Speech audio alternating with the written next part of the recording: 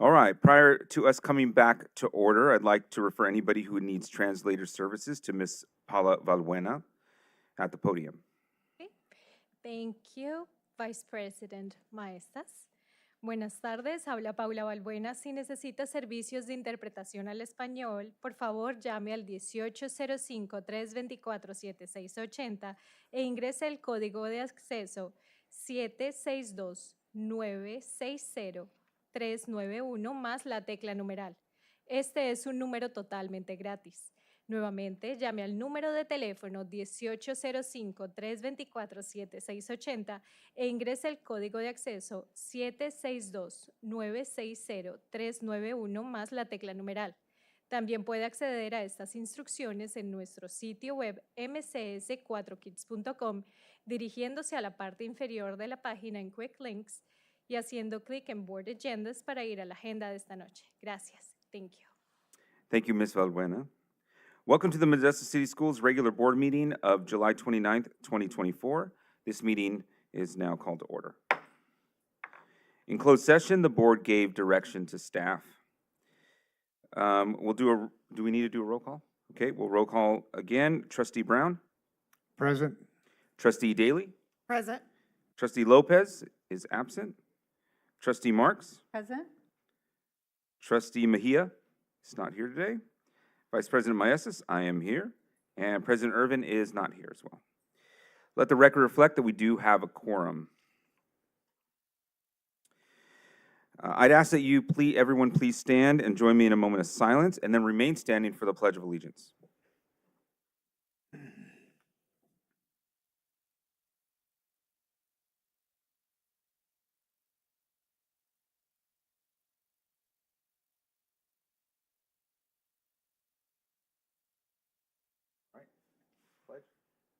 I pledge allegiance to the flag of the United States of America and to the republic for which it stands, one nation, under God, indivisible, with liberty and justice for all.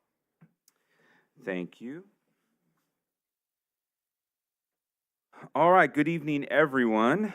This open session meeting of the Board of Trustees is being live streamed at the direction of the board.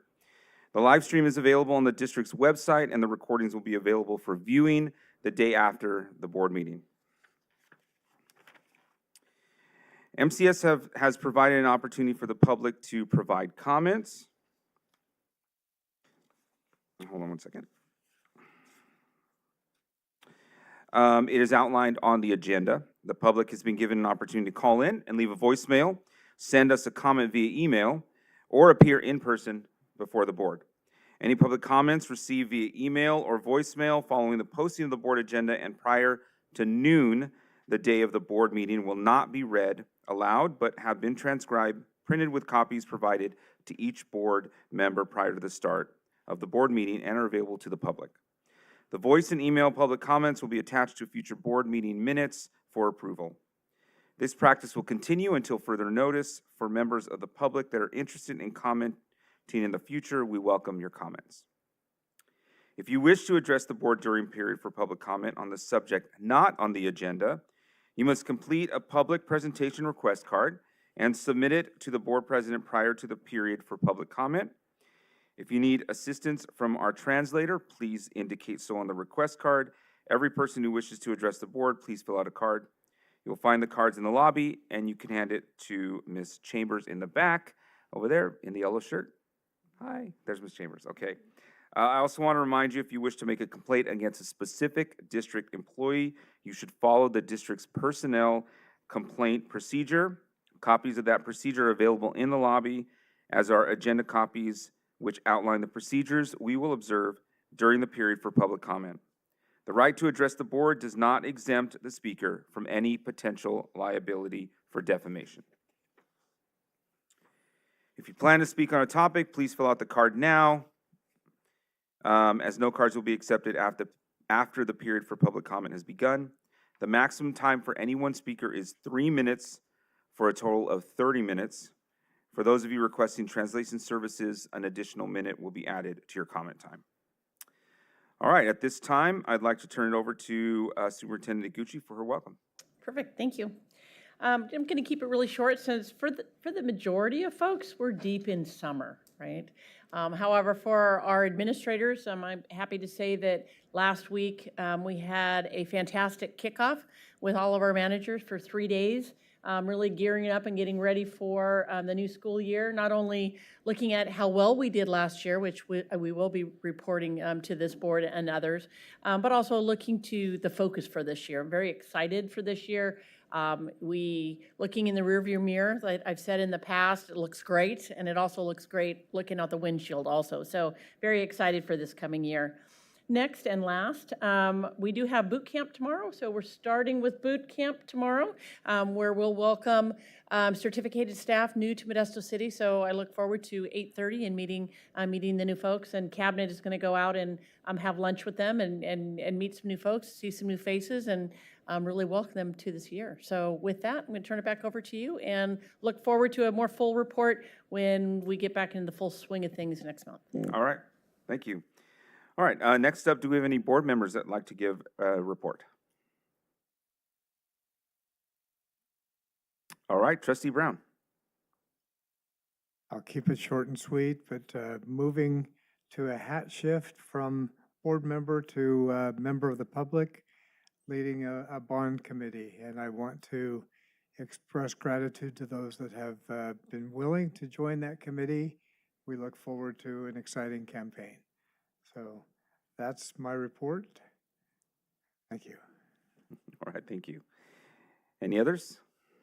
All right, I'd just like to say one thing. I just want to congratulate all the kids that went through summer school. I got to teach summer school this year, not in Modesto, but I taught summer school, and yeah, it's a real thing, right? Yeah, and so yeah, it's hard work for kids to go to summer school and to do all the things that we ask of them, at least in high school, and all the kids that got to have some good fun with our camps and the extension opportunities over the summer that we've had. And now I know also that this week and last week, students have already started beginning some of their athletics, getting ready for athletics, getting ready for band. There was band camp, things like that. I know my son spent 9 a.m. to 9 p.m. today in band camp. 3 days last week in the 100-degree weather out there, getting ready for band. So I just want to say good job to all the students, and way to get started already, end of July, right? Okay, so no other board reports. We'll move on to our consent agenda. Now, there's some things we got to go over with the consent agenda. It's been requested to table the consent agenda item D16, the services agreement with Boys and Girls Clubs of Stanislaus County, until our next board agenda, as Trustee Brown must recuse himself from voting on this particular agenda item due to a conflict of interest. He serves on their board. This leaves us without a quorum to vote on this particular agenda item. So we're looking at tabling that one. Before we do that, are there any comments regarding the consent agenda items? Okay, so I'd like to see if there's a motion to approve the consent agenda without D16, by removing D16. I'll move approval. Okay, Without D16. okay, Trustee Marks, approved. Second by Trustee Daly. All in favor, say aye. Aye. Do we have to, because we have missing people, we don't? Oh, no, there's nobody in internet, so. We only we'll need to just- do it when we have internet. Yeah, okay, so we're good. So, all in favor, say aye. Aye. Any opposed? None, so motion passes. All right, we also have some things on our action items, our discussion items. We're gonna need to table agenda item B5, the resolution number 2425-07, a resolution of intent to irrevocably dedicate parcel adjacent to Fairview Elementary School to the City of Modesto for street and sidewalk purposes by a 2/3 vote of the board and set a public hearing on the conveyance for August 19th, 2024. Because we only have 4 of our 7 board members present this evening, we're unable to meet the 2/3 voting requirement and are therefore tabling this item to be brought back to the future board meeting when more board members are present. Yes. I have a question on this item. In reading the language, it suggested that it was possible to go in the same meeting from the first step into the second step. Can we combine those two on the next meeting of August 19th?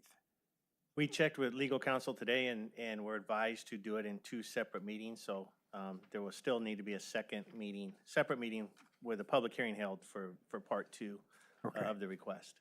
All right, I just thought that was the first time I'd seen that opportunity presented. So Correct. glad we checked that with council. Thank you. Okay. Do I hear a motion to approve the order of discussion action items excluding agenda item B5? Okay, moved by trustee Brown. Second? By trustee Daly. All in favor say aye. Aye. Any opposed? We All take right, turns today. passes unanimously. All right, that moves us to the period for public comment, public presentations. Thank you for attending tonight's meeting and showing interest in our schools. I have one card this evening, and I'm going to ask the speaker to come up to address the board. You'll have 3 minutes to speak. And Ms. Jenner Swanson? Okay.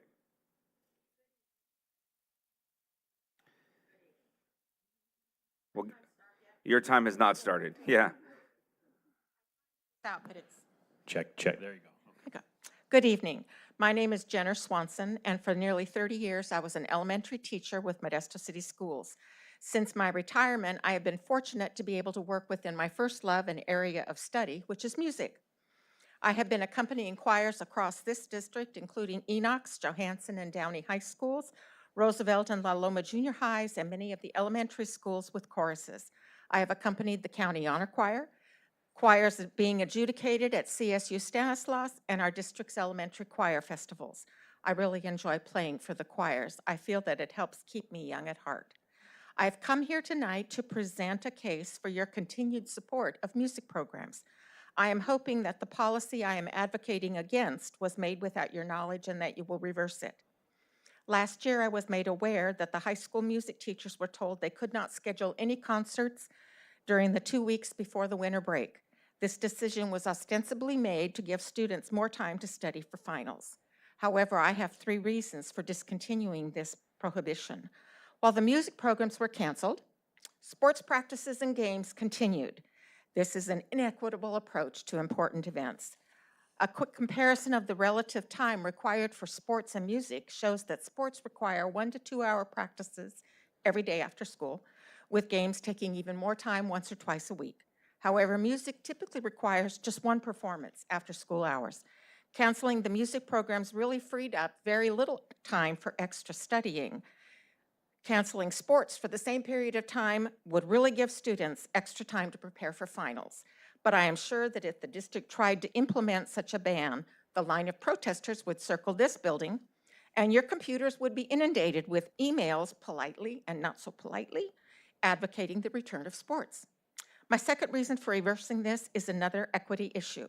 Music is a performance art. The finals for a performing arts class are performances. At one of the junior high end-of-year performances, the director, during his greeting to the audience, asked them to be gracious and excuse the nervousness of the students because this performance was the only final they had to take with an audience. Canceling the music programs during these 2 weeks, in effect, either cancels finals for the performing arts classes or requires that students take the finals several weeks before other classes have them. Again, this is inequitable treatment. My third reason for reversal of this policy is one that my daughter pointed out to me. If you cancel performances during December because of finals, where do you stop? Finals take place in December. State testing takes place in April. Do you cancel them in April? In May, the AP and IB programs take their tests. And again, there are end-of-year finals. Do you cancel performances for these months also?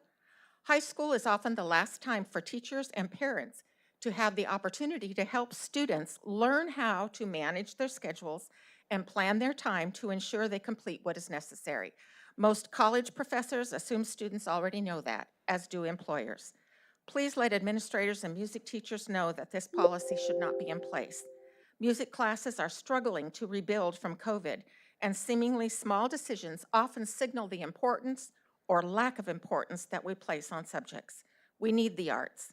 Anyone who watches TV, goes to the theater, listens to radio or Spotify or Pandora or any other streaming device knows and appreciates the performing arts. Thank you for allowing me time to present this tonight. Thank you, Ms. Swanson. Again, although we cannot engage in discussion or take formal action on items not on the agenda, we thank you for following the protocol and addressing the board and for taking the time to share your views with us this evening.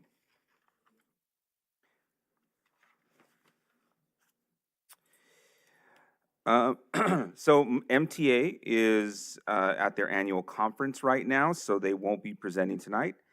And CSEA is also at their annual conference this evening, so they will not be presenting tonight. So we are going to move on to our first report this evening, and that we're going to welcome up Mr. Ryan Reynolds on a report for advanced placement results for 2024.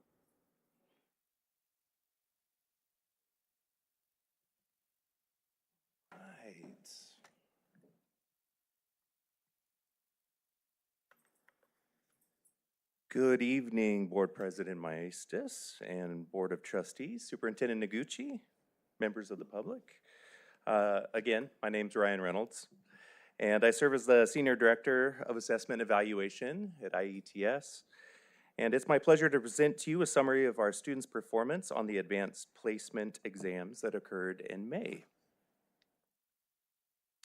So tonight, as we discuss the outcomes of students taking the rigorous advanced placement or AP coursework and exams, often resulting in earned college credit, we can clearly see the connection to our MCS vision.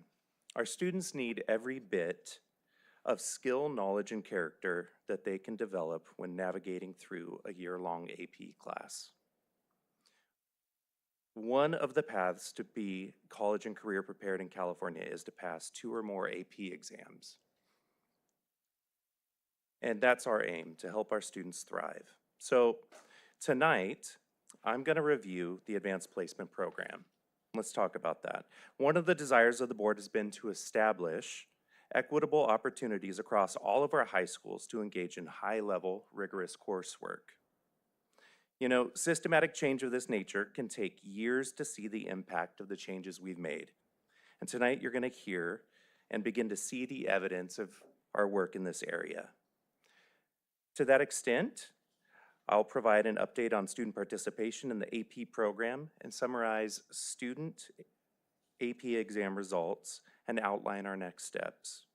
I should note that the focus today will generally be on the AP exam results and not on early college dual enrollment or the IB program, as these programs will be covered in another report down the road. Okay. The AP program created by the College Board offers one way for high school students to take college-level courses and exams while still in high school. Achieving a score of 3 or higher on 2 or more exams is one of the pathways to be identified as college and career ready. This program not only challenges our students academically, but also allows them to earn college credit, saving both time and money. AP exams are administered each May and are the culmination of year-long courses. Most exams consist of multiple choice section and free response sections, testing students' knowledge and critical thinking skills. In the last few years, the exams have migrated to a digital format, though. And students in this digital format have to complete many of the AP exams on their Chromebooks. So it's not completely digital yet. Several of the exams are still paper and pencil, but they are moving more and more to this new digital format. This next year, we just received an email that the majority of them are moving to this digital format. Again, these courses and exams are really tied closely to college course readiness and equivalency. AP exam scores range from 1 to 5, with 5 being extremely well qualified, you can see that here, and equivalent to an A+ or an A in a college course. Scores of 3 or higher are considered passing and reflect a student's readiness for college-level work. I'm pleased to report that we have reached a 3-year high in both the number of exams taken and the number of students participating. The total number of AP exams taken increased by 20.4% from 3,508 to 4,222. And the number of unduplicated students increased by 14.1% to 2,090, or from 2,090 to 2,385. AP exams are extremely costly for families nationwide. This is a major issue, no matter where you go. And as a result of our work with the LCAP Advisory Committee, we identified district resources to pay for AP exams for our students. This has allowed many students to participate or to take more exams than they would have otherwise. Participation among different student groups mirrors our overall student population. Our largest group of participants is Hispanic students, followed by white students. All student groups saw an increase in participation, except for those who did not report their race and Native Hawaiian students.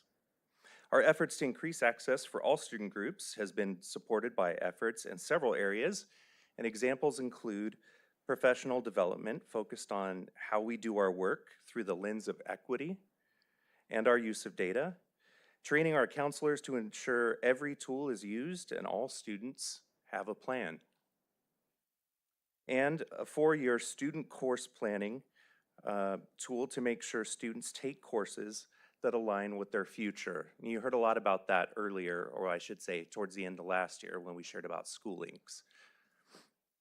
So here's a breakdown of AP participation by school. Notably, Gregory High School saw the largest increase with 117 more students taking AP exams compared to last year. That's huge. Modesto High School offers fewer AP courses, you'll note that there, due to its huge IB program that they have there. And that's typical, they're just taking different types of exams, right? This table shows the participation rates by race or ethnicity over the last 3 years. We're particularly encouraged by the increases among Asian or Black African American students, which reflect our ongoing efforts to promote equity in advanced coursework. Our pass rate climbed from 52.2% to 59.2%, a gain of 7 percentage points. We saw students pass 667 more exams this year than last year. So to put it simply, not only did more of our students pass AP exams, but 7% more of all exams taken resulted in passing scores. This improvement reflects positively on both our increased participation in AP courses and the increased quality of AP instruction. Improving our AP pass rate has also been a focus that has been supported by professional development of our teachers, as well as the training of our AP teachers to use the College Board's program called AP Classroom. It's an online tool or an online platform that provides flexible instructional resources for AP courses to support student learning of all course content and skills. So teachers are able to log in and use these resources and provide them to students as well. And it's really useful content for both students and teachers. Exam pass rates have improved across most student groups. For example, the pass rate for Black or African American students increased by 17 percentage points, and the pass rate for Hispanic or Latino students increased by 7 percentage points. You can see that here. These gains are a testament to the hard work of our students and the dedication of our teachers. Looking ahead, we'll continue to expand training of our teachers on College Board AP classroom resources. promote AP courses as another pathway to college or career readiness, as well as follow through with the exams. It's one thing to take the class, it's another thing to, at the end of the year, actually take the exam. And then work with school sites to ensure equitable participation in AP coursework and exam results, and continue the focus on rigorous coursework across our entire district and other great programs like early college dual enrollment and the International Baccalaureate program. Both of these offer students chances to be college and career ready. In conclusion, the progress we've made in AP participation and performance is a reflection of our commitment to academic excellence and equity. Thank you for your time, and I welcome any questions or comments that you may have.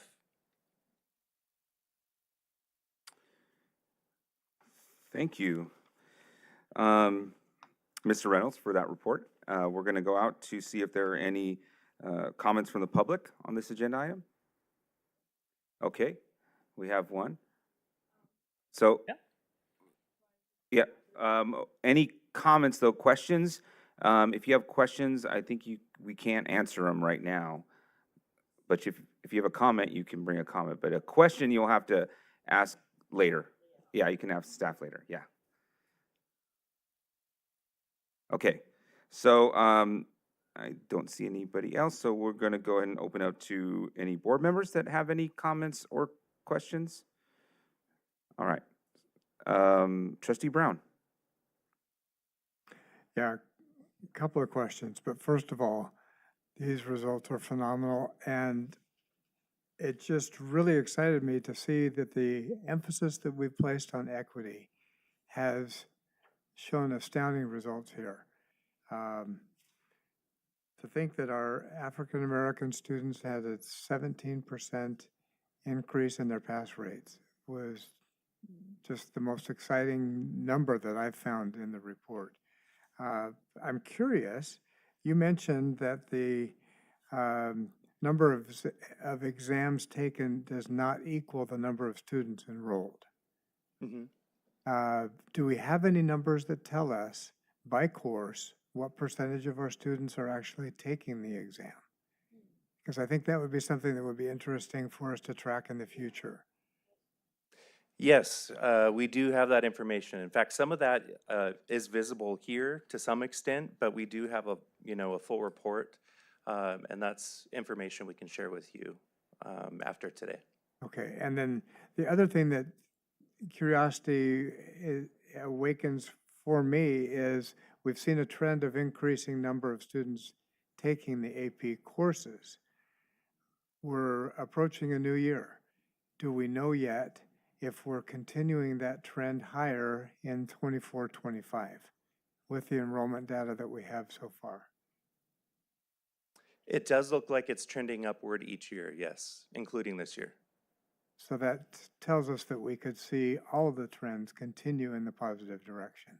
Yes. That's promising. Thank you. And But I should share that, and I mentioned a couple other programs, early college dual enrollment and IB. So all three of these programs are kind of working in tandem to be college and career readiness programs, right? So we're happy as long as a student lands in any one of these programs, because all three of them, and there's many other options that can really cause a student to be college and career ready in the end. All of these sort of compete to get a student to be college and career ready. And so if a student determines to go down the AP route, well then they're not gonna have a period available to be in an IB course or to be in, right? So we may see numbers come down a little bit in AP because students are in early college courses. So you have a little bit of flexing going back and forth on our course numbers. And that's okay as long as they're in one program or another, as long as they're in something. And so we have to keep our eye on that number as well. How many of our students are college and career prepared or moving in that direction? good. Another thing that caught my attention was a statement you made about the cost of AP exams nationwide being a real drain for families. And I appreciate the fact that the district is working to offset those costs for our students so that that is not an equity factor here. And I'm also aware that there is another huge expense that families incur with regard to AP courses, and that is exam prep courses. Has there been any discussion within the district of helping to find equity for students who would want to participate in those exam prep courses? I think the best exam prep course is to be in the course all year round. And so a lot of teachers will offer those exam skills as part of the course. You heard him mention AP Classroom. So within the last, I don't know, 4 years maybe, could be 5, don't quote me. AP has come out and has recognized that equity issue with themselves and have provided a tremendous amount of resource at the classroom level for teachers to provide rigorous exam prep opportunity throughout the entire school year for each of their courses, including YouTube videos, customized reports by student on how they're doing on the different areas. So I think when you see in our next steps, making sure we're continuing to prep teachers on using AP Classroom, that's how we're addressing that. Great, thank you. All right, Trustee Marks. Thank you. Really good information here. Like to see the things moving forward and upward. I had a couple of comments. I totally agree with Trustee Brown about the just that our district is providing the resources so that our students financially it's not a burden for them and they can still take the tests. I also wanted to see if it's possible for our counselors to do more training to our counselors to encourage the students to get into it. I know you said there is some training, but obviously Grigori is hitting the mark somehow. They're doing something because they have the most students that are taking it. That was this. So anyway, I just noticed that, but because I go to the back to school night, they market all of the college opportunities to parents in a really good way. They have a cool PowerPoint.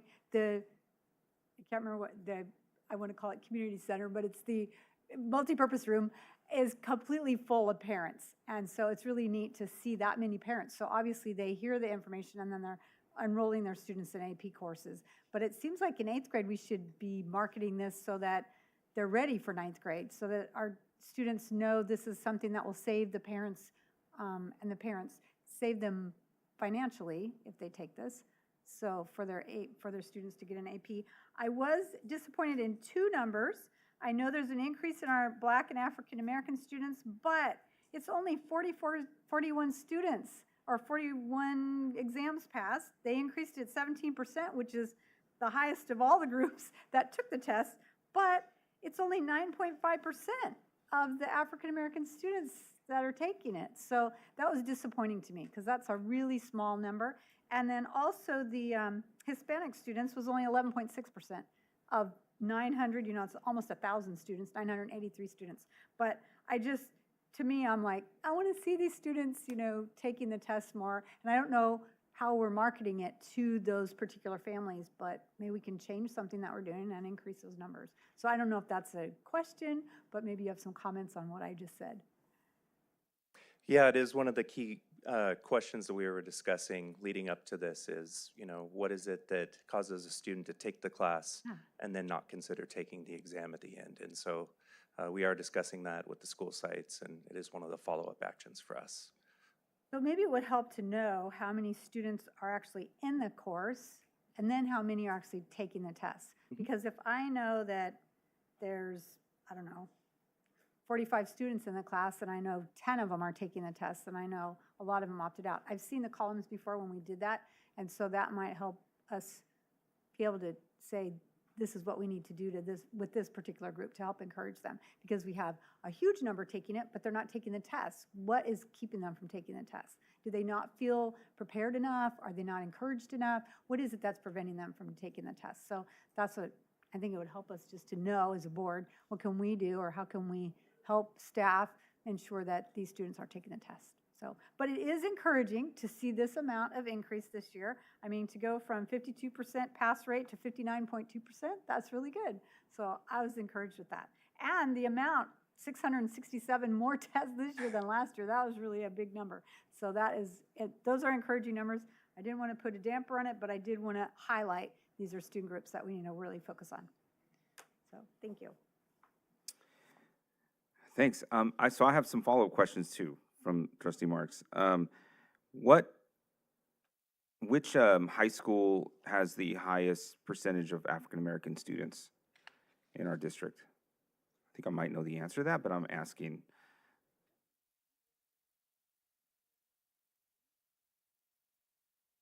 Which one?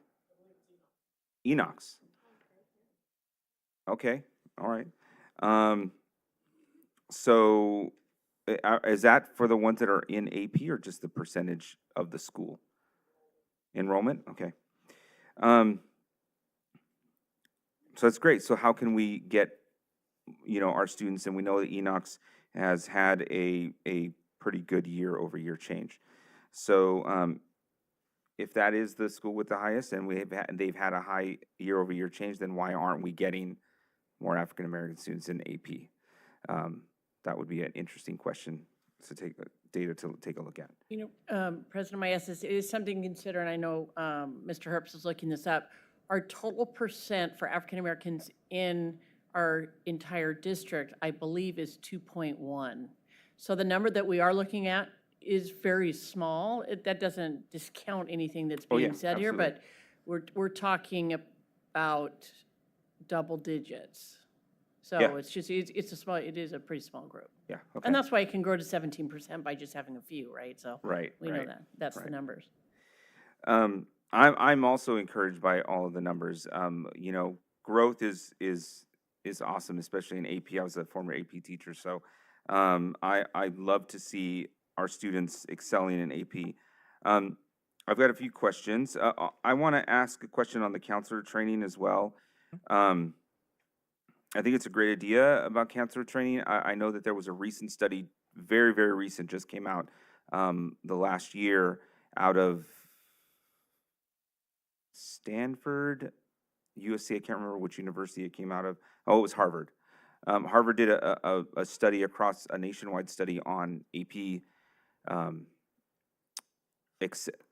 the number of AP courses taken by students and the success rate in high school. And they found that more than 4 AP courses taken in high school, anything more than 4 is statistically insignificant in whether you do better in college. So more than 4 really isn't really going to make you any better than 4. And the only reason I say that is because I've had students in the past that have taken 7, 8, and the level of mental stress that they take is more than any kid should have. So I really think, like, how do we have those I had a lot of conversations with students about, like, hey, I have it with my own son. Like, take the ones that you like. And I saw this in here. What are you interested in AP? Not just because I need to get into the best school I can possibly get to, so I need to take 6 AP courses. So those conversations I know that are tough, and so it's like a caution, right? We want to see kids get into AP, but we also want to see their mental health be we want to see them be good students, but also not overwhelmed by the amount of work and amount of stress that these take on. So and that's not much of a question, more than like just a statement. So I do have a question though. I'm getting, this is just clarification, I'm getting that not all students are required to take the test if they're in the course. Correct. Okay. I know that there are some districts out there that require all kids to take it Yes. once they enroll. Yeah, it sounds like that's a model or a decision for some districts. Yeah. Do we have any new offerings that we're thinking about, like AP Pre-Calculus, AP African American Studies, AP Environmental Science, any of those AP courses that that might be interest to our students, that might pull our students that aren't taking those? So AP Environmental Science, we've offered for years. In fact, it's probably one of our higher, when you look at Gregori, that's probably one of the higher enrolled courses. Okay, AP Pre-Calc was first offered last year, so like you and I discussed earlier, we'll look into adding that course. We do offer honors Pre-Calculus at the current time, so it'll be interesting to see what maybe our course outline is compared to that. I'm also interested to see some of the advantages of those courses are how do colleges accept that course, so I'm not sure where Right. that's at yet just because of that. In terms of AP African American Studies, that would certainly fulfill the ethnic studies requirement. So that's after we get the ethnic studies course off the ground, we're going to look at how can we offer that or dual enrollment courses to help students who want to take higher level courses but still meet that new graduation requirement. okay. Is there any, we talked about college and career ready. Are there any of our CTE pathways that integrate AP courses within the CTE pathways? Or is there opportunities for us to do that? I can't currently think of any courses that do that. We'll have to look into what are those Maybe computer options. science. I think maybe Yeah, computer science. Computer does. science possibly, but Yeah. just because a student is in a CTE pathway Yeah. does not preclude them from taking AP English language, any other AP courses in the four core. Yeah, I know, I understand that. Yeah. I just wonder if there's opportunity to integrate AP into CTE somehow. No, but we have a number of early college dual enrollment. Okay, So again, there's kind of a combination of these different programs that will contribute, as you'll see later this fall, those early college numbers and dual enrollment numbers that are providing students with the opportunity to earn college credits differently than, say, an AP program. cool, okay, thank you. I am just so happy that we're able to provide students with the opportunity to take these tests without burdening them with costs. I think is it 85 still, or is it more than that now? 130? 98 $98 per exam. per test. Yeah. And so when we look at these percentages, I want you to also keep in mind that there are districts out there that don't pay anything, and that only the kids that take the test are the ones paying for it. And we know that economics plays a big role in pass rate. So you can't just compare our percentages to a district that, has 100% pass rate because those are the kids that are only going to pay for it. That's it. Thank you so much. Thank you for your time. Thank you. All right, that'll move us to our next report. Report and ratification of the 2024-2025 Services Agreement with Center for Human Services. And we'll turn this over to Mr. Tony Lamelli. I'm not that tall. All right, good evening, Board Vice President Maestas, trustees, Superintendent Noguchi, Cabinet, and guests. My name is Tony Lomeli. I'm the Senior Director of Student Support Services.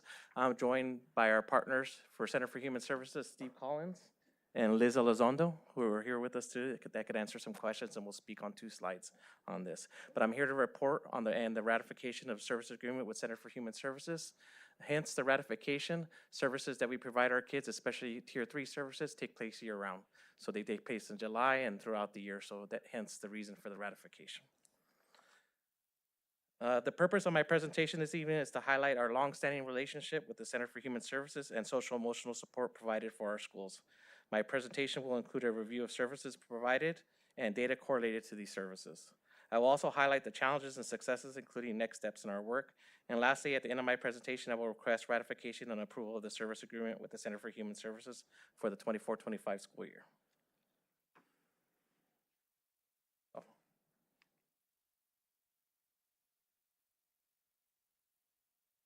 Again, Mr. Reynolds talked about this, but our collective why, the MCS vision, again, the support, the social and emotional support we provide our kids and mental health supports really gives the opportunity for our students to graduate with the skills, knowledge, and character traits essential to thrive and contribute to our society. This also aligns with goal 1.4, which is ensuring that we're providing the tier support for our students, giving students what they need when they need it. A little history, if any of you are familiar with Center for Human Services, they're a nonprofit community counseling agency. They have worked with Modesto City Schools over 30 years now. Their primary role with MCS is to provide much-needed social and emotional support for our students. They also support by providing professional development for our staff and training and opportunities for workshops for our parents as well. Our work with the center utilizes 3 different provider types: student assistance specialists, family support specialists, and behavior clinicians. This slide shows the number of days each provider type is on campus. The school sites can also supplement with site funds to add additional days when needed. Support for sites varies from 2 to 5 days based on the services being provided. And going into the next year, we will also have additional social workers that'll be working at 2 of our schools through the community's grants, which are Johansson and Elliott. One of our largest number of student assistance specialists, and they provide support at all our school sites.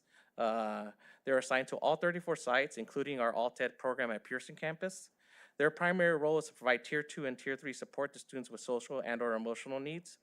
Students are served either in a set number of individual sessions or in a group setting. The student assistance specialist can also provide parent trainings, presentations, parent workshops, etc. In addition, we continue to support our intervention centers with student assistance specialist support. The intervention center student assistance specialist is a primary person involved in de-escalation and or social emotional skill building when students needing intervention center support. Another provider that we're really proud to have is our family support specialist. Beginning in the year 2019-20, we had a grant, Learning Communities for School Success Program grant, that was integral in us primarily focusing on chronic absenteeism with funding for our family support specialists at targeted sites. Under the direction of site administration team, the family support specialist provides outreach and works directly with the family in addressing absenteeism or extreme behaviors. The work of the family support specialist centers around family skill building and ongoing parent education and training. Modesto City Schools also contracts with the Center for Behavior Consultation Clinicians to support targeted sites. The district utilizes a behavior consultation model where the clinicians work alongside the adults in the school, the administrators, teachers, and parents on how to best identify and work with students who exhibit or have mental health challenges.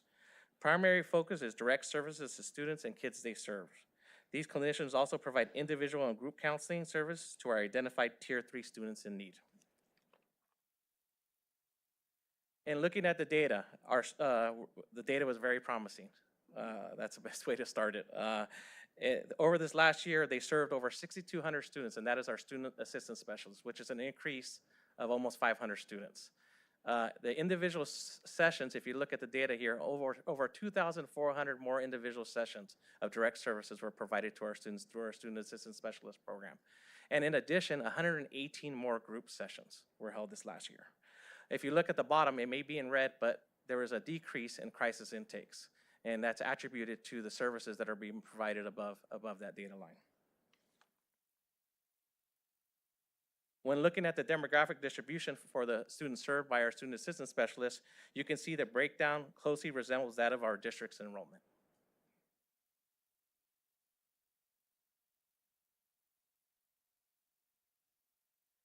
Data for our behavior consultation clinicians also showed promising work that was done to support our students.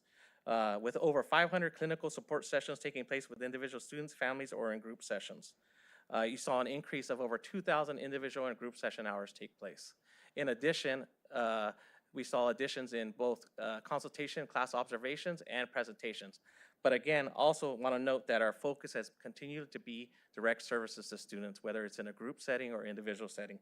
So I'm very excited and happy for the results in the individual and group session hours that took place from our clinicians. Again, when looking at the demographic distribution too, you also see that it also resembles our district's enrollment for the services provided by our clinicians.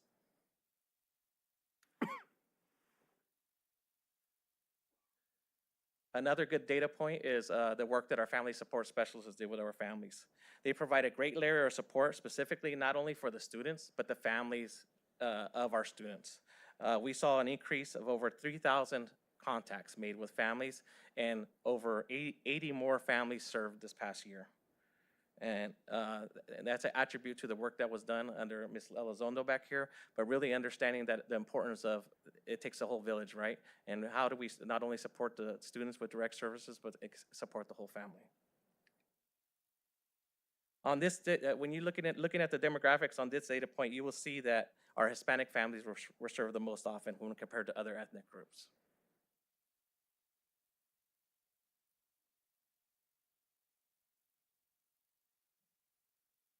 Additional data that helps gauge the effectiveness of service are in the form of staff, family, and student satisfaction surveys.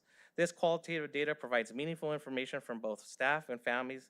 The next 4 slides list data collected along with survey comments shared by those supported. If you look, I could see some keywords in there, helping students to receive services and support. 100% of our administrative staff felt that they were supportive. Other key points is a positive influence in the school, which is what we can't ask for more. 97% of our staff felt that there was a positive influence. In addition, our satisfaction surveys from our families felt that 90% were helping the student and family. 96% indicated improvement in the family due to the support by our family support specialists. And again, they all felt it was a good use of their time when they were working with their clinician or their specialist. Additionally, we were able to survey our students on how they felt, and we saw very positive outcomes too. 89% of the students served through the Center for Human Services recommend the Student Assistance Program to a friend.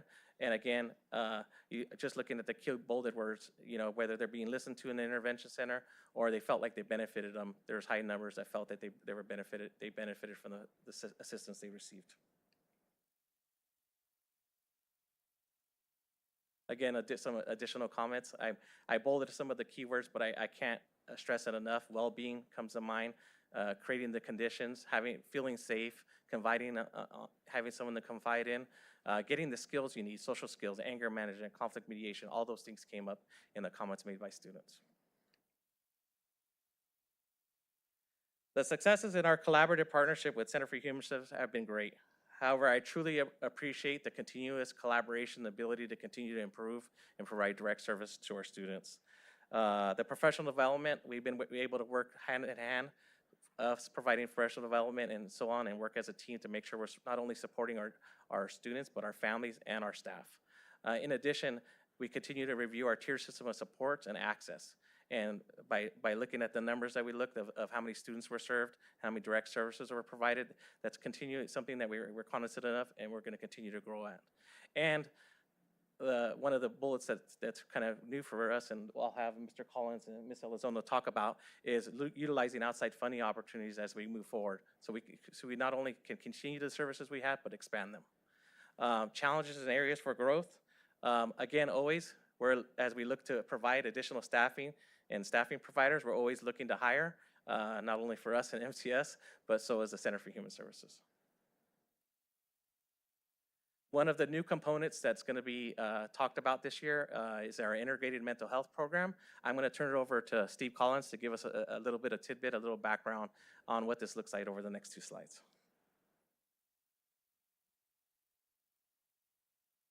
All right, good evening. How's everyone doing? Okay, so very brief background. Here we go. So Center for Human Services, mental health counseling. We've had for many years different mental health programs. So we have a program where we provide services through our contract with the county, Behavioral Health and Recovery Services, and they're right here. And then we have contracts with the managed care plans to provide services for those with Medi-Cal that fall in the mild moderate category, and we'll put those right here. And for many years, we've had our behavioral consultation model with Modesto City Schools, and they're right here. And for years, we've hired clinicians to be in this program or this program or this program, and they go all over the county, some in Modesto, just everywhere. What that does is it causes a lot of burnout, a lot of problems with retention, people hopping from here to here. In one of our recent programs, we had clinicians going to 6, 7, 8 school sites during a week. And that is really, really hard, dragging all their stuff with them. And then they pop into the school, they say hello, they see 1 or 2 students, and they leave, but they don't get a chance to form that relationship with the school site. So this past year, the decision was found to start a pilot where we started with 3 school sites, Orville Wright, Mark Twain, and Franklin, and we piloted an integrated model with those 3 sites with 3 clinicians. So those clinicians, 1 clinician per site, would be able to leverage any of the funding sources, any of those 3 contracts that the center has. They didn't have to hop around from school to school. They didn't have to say, oh, I'm sorry, what type of Medi-Cal do you have? What insurance do you have? How severe are you? They will just, because of the partnership, were able to see whoever they needed to see at the school site. I will just say that navigating the mental health field for children, for adults, it can be very, very challenging. And so what we're looking at doing is increasing the collaboration between those 3 partners, Modesto City Schools, Behavioral Health Recovery Services, and our managed care partners. And so we started last year with the 3 sites. It went really well. So now we're expanding. You ready for this? It's gonna be this button, right? Yeah, there we go. Okay, so instead of 3, it's gonna go to 28 clinicians. I'll just say this right now. I know it's the last bullet point, but we're gonna skip to the last one and then move back up at no additional cost to Modesto City Schools. Okay, there we go, right? That's what's up right there. Okay, so and here's how we're doing that. We're taking the funding stream that we've received from Modesto City Schools. Last year, it funded 12.5 full-time equivalent mental health clinicians. But we're leveraging that with our other contract dollars, running the data, how much, can we, generate with this? How much can we generate this? And so we're now placing 1 clinician at almost every single school site across the district. We're very, very excited, fingers crossed, lots of unknowns, but we think it's gonna go great. So every Modesto City School that has space is gonna be served for 5 days. This is gonna result in less travel for the clinicians, hopefully less burnout, increase the number of students served, and I'll speak from personal experience, it's gonna increase the relationship and the rapport with that clinician, with that school site. If you see someone for once a week, they pop in to borrow someone's office and see someone, that's no way to provide these services. They're gonna be at that school, they're gonna be part of that school, they're gonna be part of the school culture. So we're gonna be able to increase the number of schools, we're gonna be able to increase the number of students who we're seeing. We're very excited, lots of collaboration, lots of unknowns, but we think it's the model and we think it's the way going forward. Any questions? Okay. Oh, at the end, sorry. Thank you, Mr. Collins. So in essence, we'll be able to expand services, and if you look at the last bullet, at no additional cost for MCS going into this year. In addition, another avenue we're headed, Center for Human Services under Liz Elizondo, has been accepted for a Certified Wellness Coach Employer Support Grant. So this is coming down the pipeline, and I'd like her to share a few thoughts about that as well.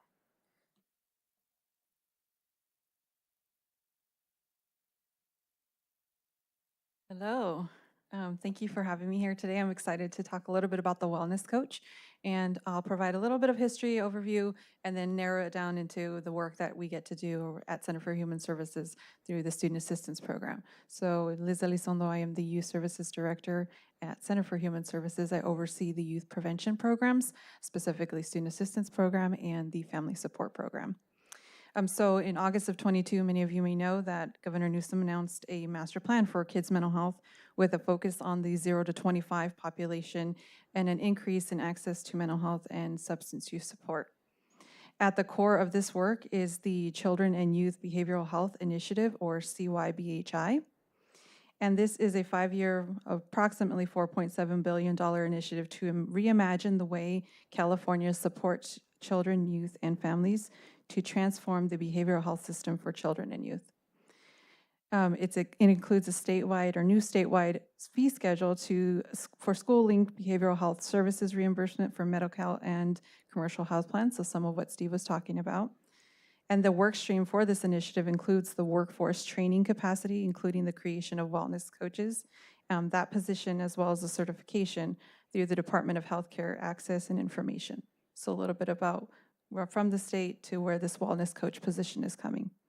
As part of that $4.7 billion, the California Department of Healthcare Access received funding to design and build the certified wellness coach workforce. So these wellness coaches, the services and components include a focus on wellness promotion and education, screening, care coordination and extension, individual support, group support, and crisis. So if you're familiar with the student assistance specialist, that's what we do. And we've done that for the past 40 years. So the work that we are already and have been doing, the state has aligned that work with this wellness coach certification for us to continue to be able to do that work. So as your mental health prevention partner, the youth, this initiative and the development of the certified wellness coaches allows us to continue to do that work while billing Medi-Cal and the commercial insurance plans to draw down funds to continue to support our school partners in addressing the social-emotional health and well-being of students. And it is new for us, so we're going to have a lot of learning along the way. But we're excited because we have some partners within our house that will help us with that billing aspect and in that learning process.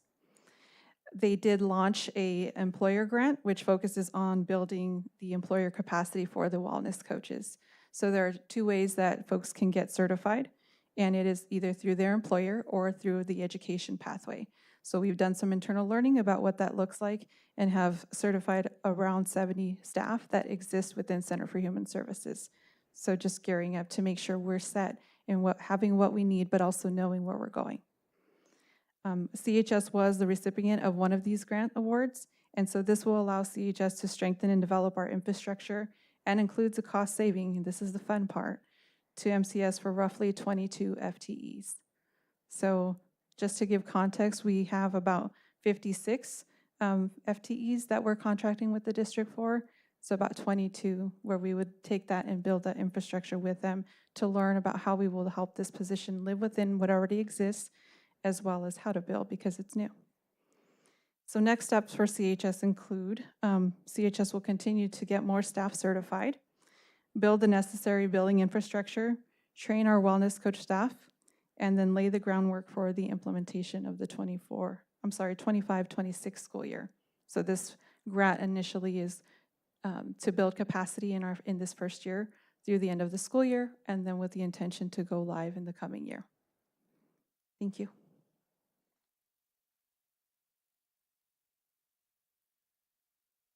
And just to reflect on that, stay tuned.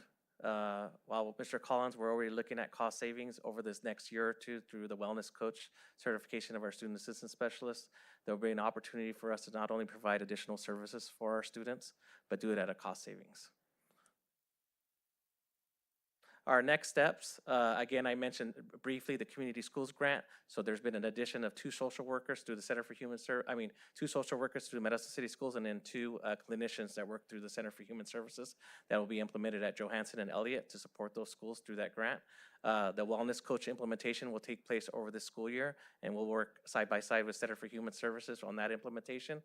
And again, with the expansion of services, it's important that we continue to promote what's available for our students and give access to as many students, and then continually look at the data to make sure we're serving the kids, giving them what they need and when they need it.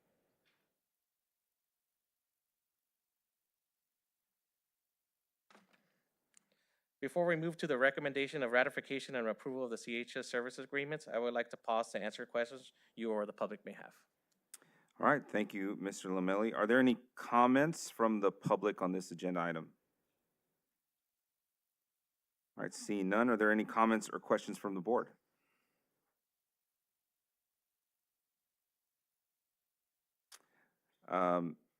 Trustee Daly. I have a few.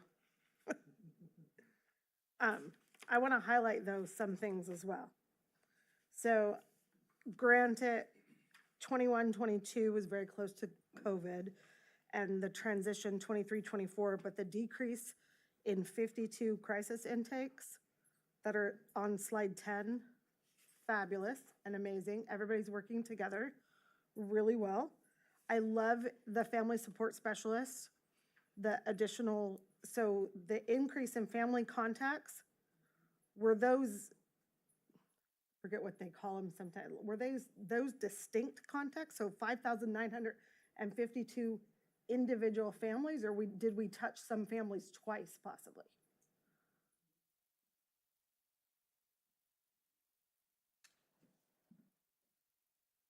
So that would be for families that we are currently serving on our caseload. That could be multiple contacts with the families. Okay. Still really good. I like this on the student satisfaction survey, 91% felt that they were listened to while being served in the intervention centers. We haven't always had positive things said about the intervention centers. However, the students are talking and they're being listened to, and that is wonderful. Another one from a survey is, I love this program, highly recommend it. My FSS went above and beyond for my family. Again, we are systemic, we are family oriented, so you have to work with the family. It sounds like Center for Human Services has the same issues as our teachers. Do you have, at Center for Human Services, do you guys utilize any kind of career support services at like Stan State or MJC to promote going into mental health work? That's a great question. And a shortage of mental health workers in the county has gotten the attention of a lot of different partners. And so we have a grant with Kaiser, and we're working with Health Force Partners to increase our practicum program, which helps us add students who are in the middle of their graduate program, looking to graduate with their master's degree in one of the therapeutic pathways. And so in the past, we usually host 5 or so practicum students. We are looking at increasing that significantly in the coming, now, significantly. So yes. Mr. Collins, you could have stayed at the dais. So the schools, in reference to the integration of mental health programs, the schools have 3, so Orville Wright is one that you mentioned, 3 different clinicians for each of those programs on the same site? They wouldn't necessarily all have a clinician. They definitely wouldn't be there all at the same time. It's just the 3 programs that the Center for Human Services has definitely wouldn't cover all the schools, and they would be there. They drop in for, I'm going to be here from Monday from 8:30 to 10:30. They wouldn't be like the Orville Wright clinician. So the Okay. dream is, this is the Orville Wright clinician, this is the Loma clinician, this is the Roosevelt clinician. Yeah, and Okay. I'm just going to add on. What we also expect to see is an increase in referrals, because when the teachers and the principals and the school knows who you are, which they can't know if you're just dropping in, they can also know who to turn to say, hey, I've got this kid, here's a referral form. Yeah. Right. As an individual who did my internship, associateship now is what it's called, at several different schools, I greatly appreciate the idea of not having to drag a huge bag with you to all the schools and have to hop in and out of your car. I love the idea of the wellness coach, and I agree with Liz, definitely something that Center for Human Services has done really well with our SASs. So really my final and biggest question is, with the increase in the mental health crisis with our young people, and it's been increasing not just from COVID, but from 2009, and all the push, and this is probably more for Mr. Collins than in any of the rest, because you're the ones with the degree as well.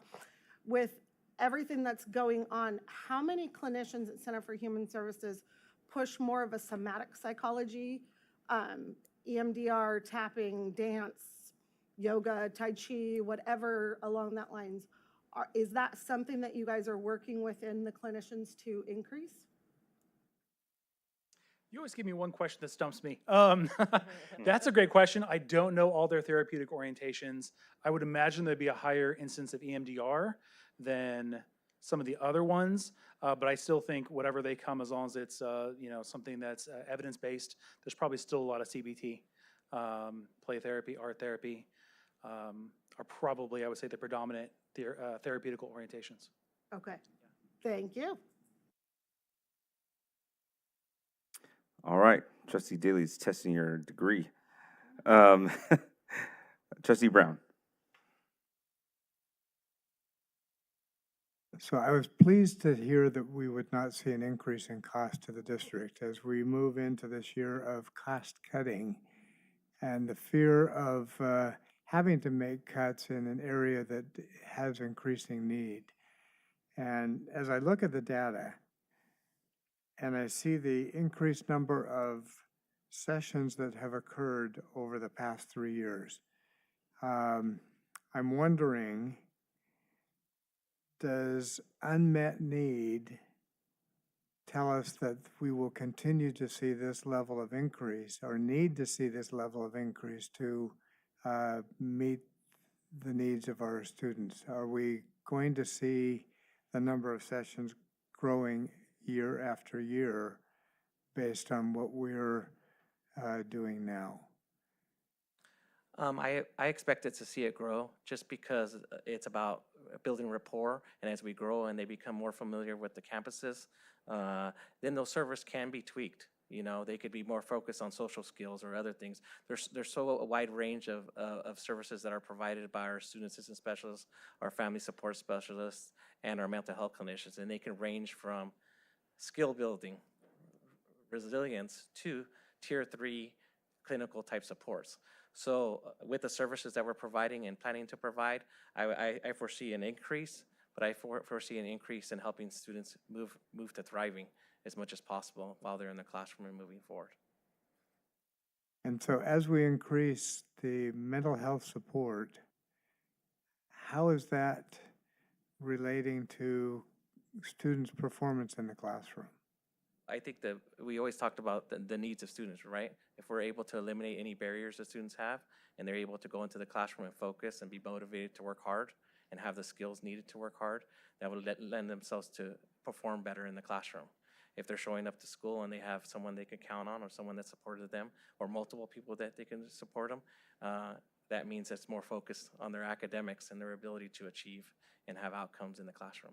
So the two areas that we know we need to focus on is advancement in reading and advancement in math. And so I'm anxious to see correlations between the increased support that we have and the ability of our struggling students to make those increases. I'd like to see that the barriers that we're working to break down will open opportunities for creative thinking and allow students to learn better in the classroom. So I'm watching for those results, and I'm excited by the fact that we are seeing improvements in both of those areas. And I'd like to see correlation, if we can, with the students who are receiving services and the improvements that they're making in those two areas.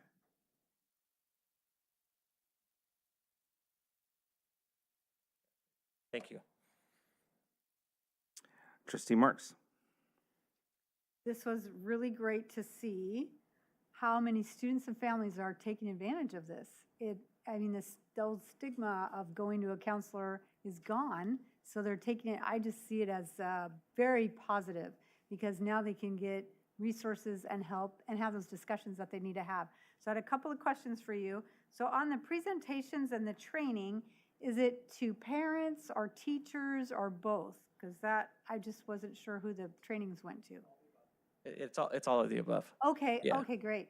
Because I look at it as equipping parents to be able to handle issues at home, to be able to help their own students, and then teachers also to be able to navigate whatever's happening in the classroom with students that might be struggling. And then how long does this community schools grant last? Do we know? 5 years. Oh, it's 5 years. So we just got it this year, or, okay. Okay, so it's coming in for 5 years. All right, that's great. I didn't know how much it was gonna fund, but I'm appreciative that we have it and that we can at least expand the number of schools that we're gonna be at, and that's gonna be helpful for all of our students. So that's great. All right, that's all I had. Thank you. All right. I only have a couple things. One, yeah, no increased costs. Great. I love that. Especially when we're going into the year we're going into. And then to follow up on Trustee Daly and Trustee Brown's comments, one of the things, and I guess I don't want to be a negative Nelly, but I wonder at some point if we want to see this increase kind of level off. Because, I mean, if we're seeing an increase all the time, then does that mean that we have an increase in mental health issues as well? wouldn't we like to see some of it decline over time as well? Like, I don't know, that's how I see some of the numbers too. Like, if we're always increasing, is that really where we want to be? So, yeah, which is a whole nother conversation we can have at another board meeting, not tonight. So yeah, gosh, that was a question I had. Oh, and on the connection between mental health and success. We know that one of the highest effect sizes is students' success in the classroom is students' confidence and ability to be self-learners. And they can't do that unless they have some mental health support to also teach them how to have confidence and how to do that. So there is a direct connection. And I would like also some of the data I think that you're getting to. Is there a way that we can see students that use the support from your services, and if they're doing better in their academics? Let me try and answer that, and it could be Mr. Lomeli is going to say this. This year, we're very excited about a new platform that you all approved last spring, and that's Student Analytics. Student Analytics is going to have, we put all of the information into the system from the behavior to the attendance to the grades to the courses they take. It's going to be able to give us the information that you all are asking for. I mean, highlights are, what interventions are we doing is actually having a positive effect, and how much is that effect? So we're just starting with this system, and we're going to get folks trained in the system, but we are going to be able to get that information for this next report. Either we do it mid-year, or we do it at the end of the year, and that's not just with this, it's with any of the interventions that our students that are going to be engaged in. Yeah. Yes. That's a great thing we approve that. Trustee Brown? Dr. Noguchi, the reason I feel comfortable to ask that kind of question is I know that we finally have the tools to be able to answer it. Yeah. Something you're hearing tonight is caution. It's all, we're at the beginning, we're going to learn, let's do this, baby steps. We did it with 3 schools, now it's 23 schools. This is going to be the year for learning, but as we move forward and we look out that, like I said, the windshield, moving forward in the future, we have some fantastic tools that are going to help you all make the decisions you do around the dollars that we have. So it will be coming. Yeah, I appreciate the data-driven approach. Thank you. All right, so if there are no more questions or comments from the board, we do need a motion to approve the services for the services agreement with the Center for Human Services. So do I hear a motion to approve the ratification of the 24-25 services agreement with the Center for Human Services? I motion. Okay. Motion by Trustee Daly, second by Trustee Marks. All in favor say aye. Aye. Any opposed? All right, passes unanimously. Thank you. All right, we have come to the part of our agenda for the Mr. Henderson show. So, the first one we've got up here, so approval of resolution number 2425-01, authorizing the assignment of teachers outside of credentialed academic major or minor under the licensing of certificated personnel law for the 24-25 school year. Thank you, Vice President Maestas. You don't know how long I've been waiting for a segment of the board agenda to be labeled the Henderson Show. So we can include that. Item B6, and trustees, good evening, Dr. Noguchi and cabinet members. Item B6 recommends approval of a resolution authorizing the assignment of teachers outside their credentialed academic major or minor. We present this resolution for certificated staff who are credentialed in one area but assigned a course in an area for which they are not fully credentialed. In this case, it addresses 3 instances for teachers credentialed in either science or math to teach a different specialized course for which they have sufficient units on their transcripts to qualify them for the assignments. It's been determined that these individuals qualify under the authorization granted through this resolution, and we recommend the board approve this item. All right, are there any comments or questions from the public on this agenda item? Unless it's Invisible Man, then no. Are there any comments or questions from the board? Okay, do I hear a motion to approve the resolution number 2425-101, authorizing assignment of teachers outside of credential academic major or minor under the licensing of certificated personnel law for the 24-25 school year? Okay, moved by trustee Brown. Second by trustee Daly. All in favor say aye. Aye. Any opposed? None. Passes unanimously. All right, Mr. Henderson, approval of resolution number 2425-02, authorizing assignment of teachers outside of credential area in accordance with Education Code 44258.7 for the 24-25 school year. Thank you very much. Item B7 recommends approval of a resolution authorizing the assignment of teachers outside of their credentialed area through the Committee on Assignments process. We present this resolution for certificated staff who are credentialed in one area but have petitioned to qualify to teach a course in an area outside of their credential. In this case, it addresses 7 teachers credentialed in either science or math to teach physical education class. It's been determined that these individuals qualify under the authorization granted through this resolution, and we recommend the board approve this item. Okay, are there any comments from the public on this agenda item? Any comments or questions from the board? Okay, do I hear a motion to approve the resolution number 2425-02, authorizing assignment of teachers outside of credential area in accordance with Education Code 44258.7 for the 24-25 school year? Okay, motion by trustee Marks, second by trustee Daly. All in favor say aye. Aye. Any opposed? All right, seeing none, the resolution passes unanimously. Next up, Mr. Henderson. But wait, there's more if But anyone. there's more. Go ahead, sorry, I'm getting ahead of myself. I have to say the title, come on. Yeah, hold on a sorry. second. Public notice to approve waiver request of California Education Code 44253.11 to submit waiver request to the California Commission on Teacher Credentialing. Now your turn. Thank you. My apologies for getting ahead of myself. I was going to say we have yet one more if anyone didn't have the opportunity to exercise a motion. Item B8 is a waiver request related to a credentialing requirement for 6 certificated instructors as required by the CTC. In this case, it applies to 6 CTE teachers who are proficient in their respective industries, but who don't yet have formal pedagogical training in instructing English learners. Upon approval, this waiver covers the requirement while they complete coursework as part of the process of clearing the respective credentials. And again, we recommend the board approve this item. All right, thank you. Are there any comments from the public on this agenda item? Any comments from the board? All right, do I hear a motion to approve the the waiver request of California Education Code 44253.11 to submit waiver request to the California Commissioner on Teacher Credentialing?